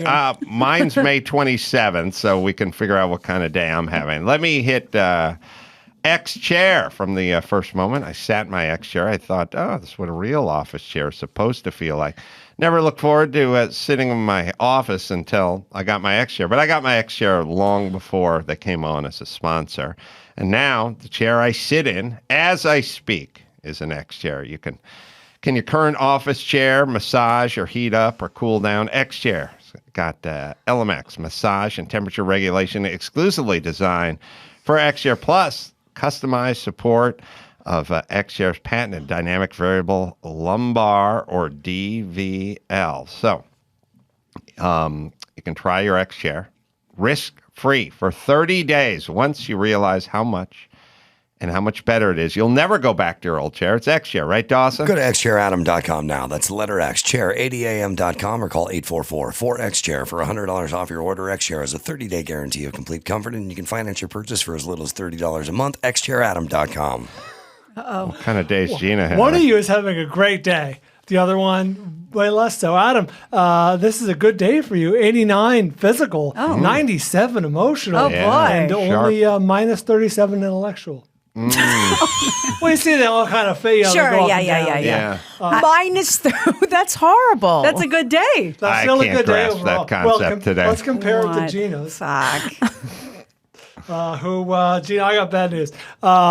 Your best score is physical, 0. Wow. This is hysterical. 0. Minus 22 for emotional. Yeah. Minus 97 intellectual. Wow. This is a Sorry, tough everybody. This is crazy. You shouldn't be doing the news today. You're My absolutely mom right. would tell you 0. do not do the news today. Oh, I'm really rethinking the reduction right Your now. best score is 0. That's gonna be the name of my autobiography. All right, shall we I'll take a quick break, and we'll see what Zero Gina Yeah. Grad can do with the news right after this. The news with Grad, news with Gina Grad, breaking viral, weird crime, protest, politics. Give me news with Gina Grad, stuff face on TMZ, Joe Biden, Kamala. Need news with Gina Grad. The news with Gina Grad. Well, Jessica, we need to give We your have to birth know. date to Brian so we can November 14th. figure out how long this. If you would like to not tell me what year, you can write it down. Oh, 1969. I don't care. November 14th, 69. And your weight? That's part of the wheel. 124. Social Security. Don't upset the wheel. 1,200. Don't insult the wheel. You've insulted the wheel. Now. Fuck you, Will. Ooh, good day. Bad news, minus 78 emotional. However, 62 intellectual, 94 physical. Oh, that's Okay. good. Yeah, I came twice today. So All that makes right. sense. That makes Really? sense. You Since I've deep-throated sat a here, hoagie? since I sat here, I've come twice. All right, Just being Gina, here with you try guys. to get through this. I'll do my best. I promised you a couple of stories about cancel culture, and they come from two very different angles. So let's get into those first. Cinema Blend has pulled its original review of the movie Turning Red and left its author, Sean O'Connell, out to dry after he was accused of being a sexist and racist. Did we talk about this or talk about someone else? No, with somebody else, because we talked about the movie. I've been told is like Carrie for children. Just what to do. What does a young, emotional Asian Canadian girl do when she's getting her period? I haven't loved seen it. I thought it was great. My family loved it. I haven't seen it, but it was published on March 7th. It was long. I'm literally just giving you like 2 lines. It's the review for the movie. Yes, and this was sort of the crux. I am not this film's target audience. Pixar has turned its reins over to fresh voices and given them the freedom to share deeply personal stories, though less universal stories, and just kind of gives a lot of examples about how he's like, I don't know, this movie certainly wasn't made for me. This sounds like a movie that was made for the writer and the writer's friends. It's Wait, very is it the specific. movie where they? What's the movie where they turn into a red panda? That's it. It's this one. That's it. Yeah. It's about a period. It's a metaphor. It's a it's a Pixar movie, so it's really good. There's a lot of about a metaphors. period? One of the most obvious metaphors is that this is a 13-year-old girl who's now getting her period, and when her emotions get to a certain level, she turns into a red panda. I saw the trailer. I had no idea. Nah, I didn't either. I'm thick that way. So the guy's like gives a million examples of why he was not the target audience for this movie. Mm-hmm. The tweets came in about what a privileged white male dipshit he is, and I pulled one. What was the publication he wrote for? Cinema Blend. Uh-huh. And the one that really I think is sort of encapsulates what we're talking about. Someone tweeted, "This dude sits on the board of Critics' Choice." This was an Entertainment Weekly digital editor, Yolanda Machado. "I am so ashamed that I share a group with him. He must be removed as he has done this before. We do not want or need racist critics on the board."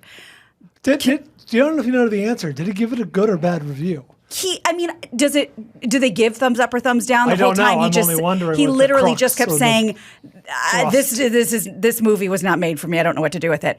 Now, this is the worst part. Go ahead. I don't understand. What did he say that was racist? Well, like the examples he gave, like if this is supposed to be a little girl who's Canadian and Asian and 13, it's not for me to relate to. Yeah, he basically said the director drew heavily upon her Canadian, Asian upbringing to make this movie, and she did. But like all great movies, it's relatable and Right. it has greater meaning. And I read the whole thing, and he's literally just saying, here are all the reasons that I don't relate to this movie. Like, it's not even about the movie. It's about his inability to relate to it. But he did delete it and apologize. You got to. You're going He out said, to the cornfield. "I'm genuinely sorry for my Turning Red review. Thank you to everyone who has reached out with criticism, no matter how harsh. It is clear that I didn't engage nearly enough with the movie, nor did I explain my point of view well at all. I really appreciate your feedback." Ugh.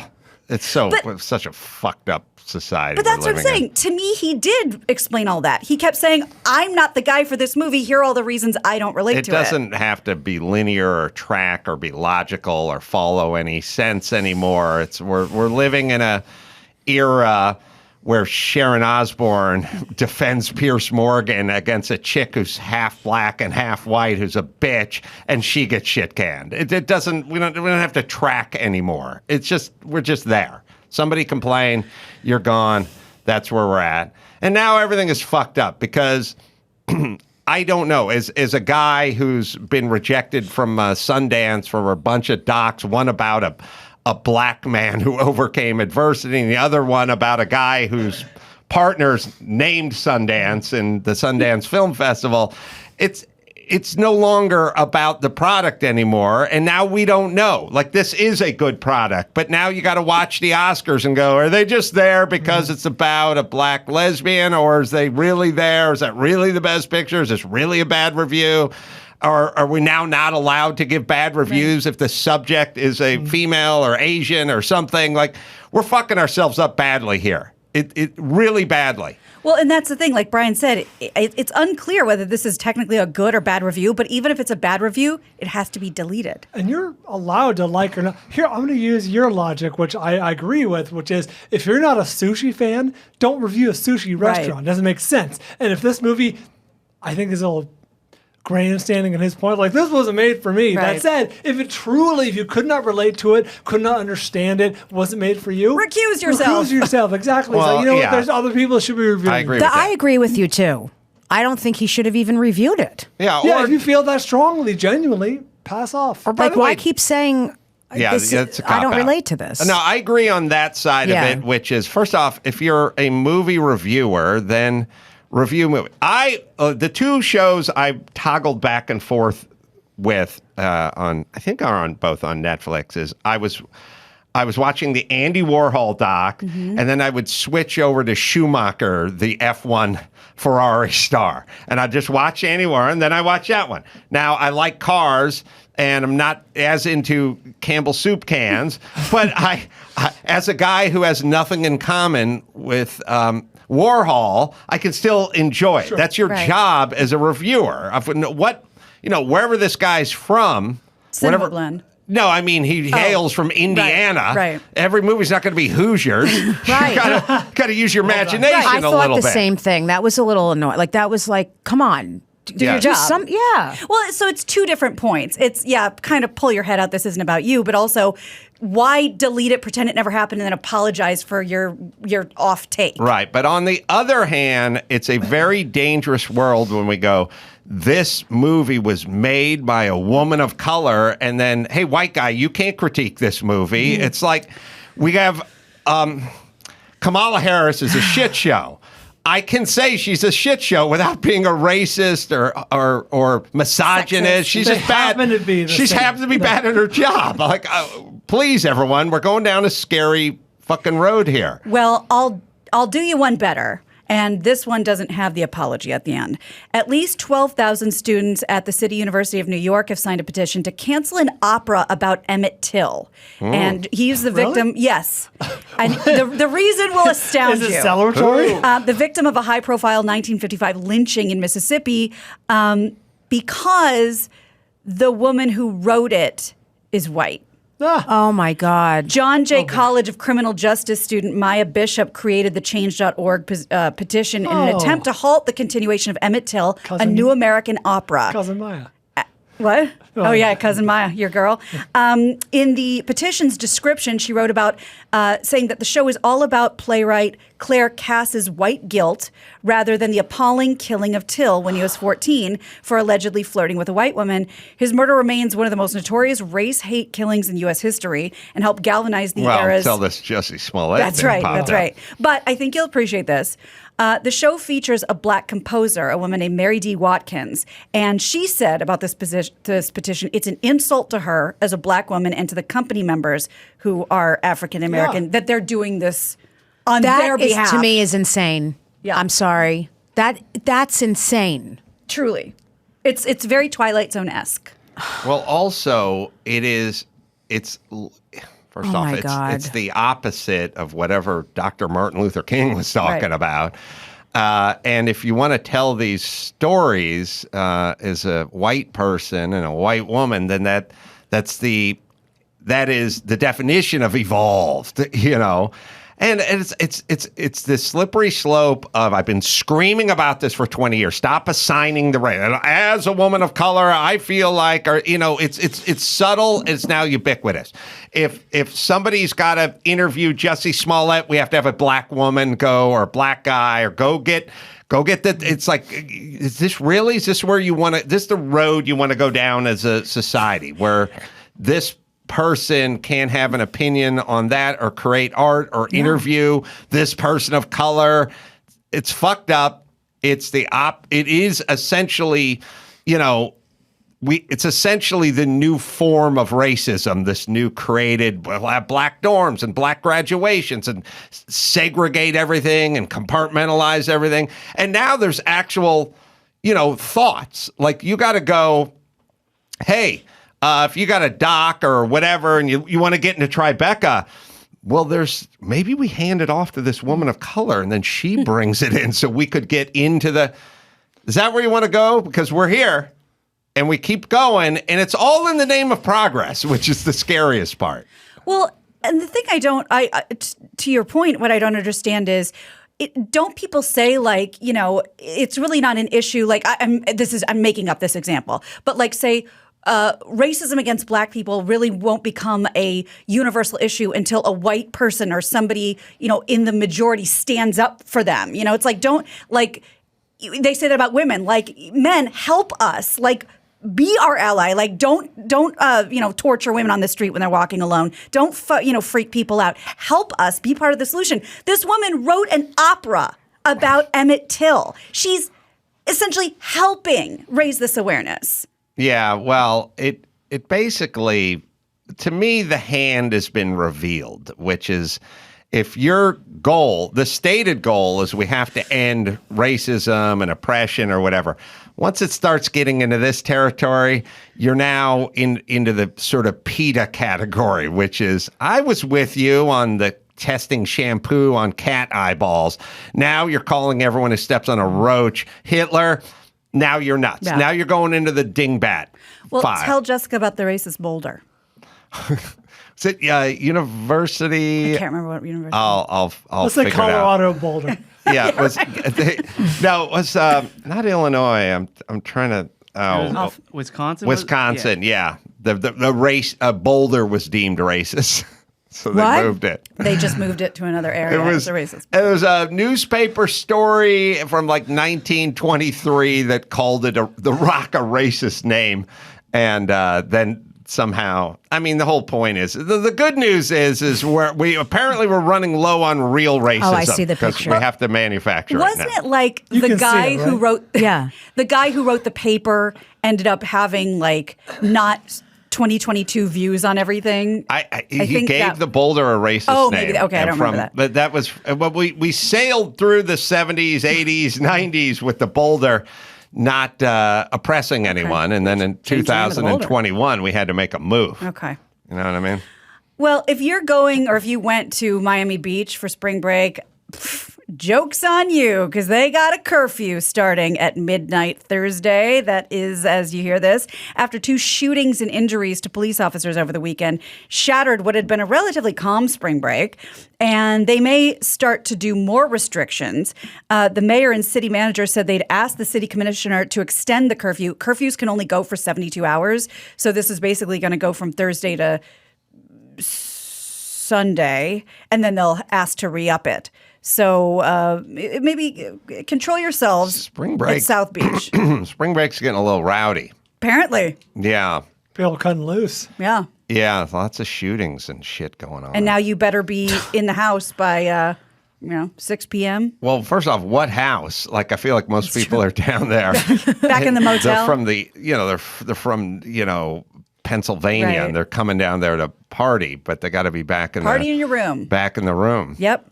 So Did you guys do much spring breaking?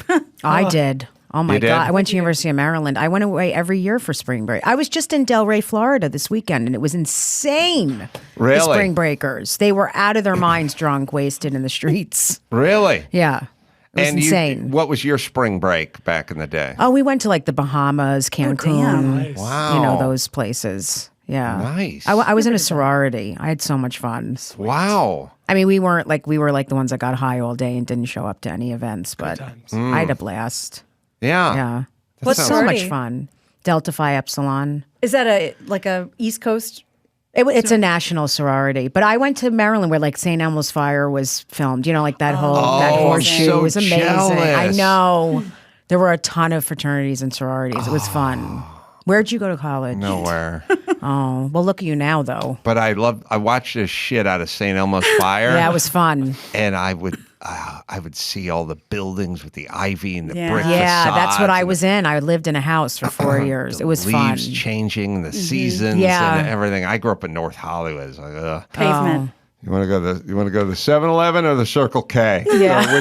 Which stucco box do you want to Yeah. go into? That was it. I would watch those movies and go, oh, look at them. They're going out. They're having a drink. We did. They got a bar that keg they all go parties, to. danced on Picnic in the tables. quad. It was fun. Wow. It was.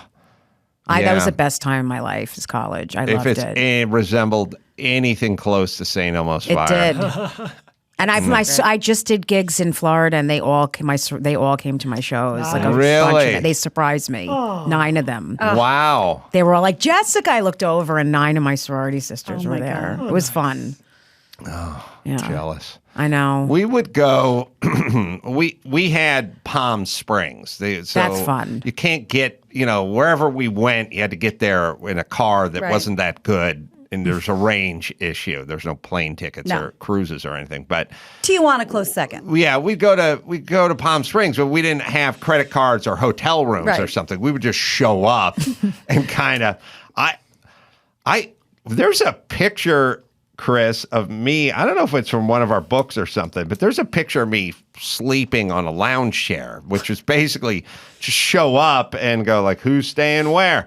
And sometimes they let you sleep on the floor or whatever, but sometimes you'd have to just go out to the pool at night when you were done and just Flop out. flop on a lounge. Yeah. Yeah, I didn't get into that. I'd either come out here to see my dad or maybe go to New York, but I didn't rage. Did you rage? I had one real spring break. My senior year, I went to USC in LA. So I think it was the first flight I'd ever purchased for myself. We went to Florida, me and like 4 friends. Flew to Tampa, drove to Fort Myers Beach, drove to Miami, drove to Key West. Oh, that's and then fun. retraced our steps. And that was an awesome week. And that was the only real spring break I ever did. Yeah, we didn't. Well, I didn't go to college, so it didn't really Yours don't mean that count. much. But I mean, we could like piggyback a little fun, on the back of other people Yeah. who attended college. You knew when spring break was. Oh yeah, and I think the closest scene was like Palm Springs, and then that would be the move. All right, let's bring it home, Gina Grad. You got it. I'm Gina Grad, and that's the news. Gina Grad. That was the news with Gina Grad. Today, by the way, is Bill Shatner's 91st birthday, Yes, and the Truth Yeller special I did with him is available now at the Daily Wire, dailywire.com. So I dropped it on his birthday. What a delight. All right, let's see. You can go to amcroll.com for all the live shows. We'll be in Helium and Indianapolis coming up May 6th and 7th. Jessica, she's got dates all over the damn place. Go to jessicakirson.com and find out where she's going to be playing. And Disgusting Hawk with Jessica Kirson as well. And the YouTube channel, jessicakirson.com, and Dr. Stephen Gundry, and Unlocking the Keto Code.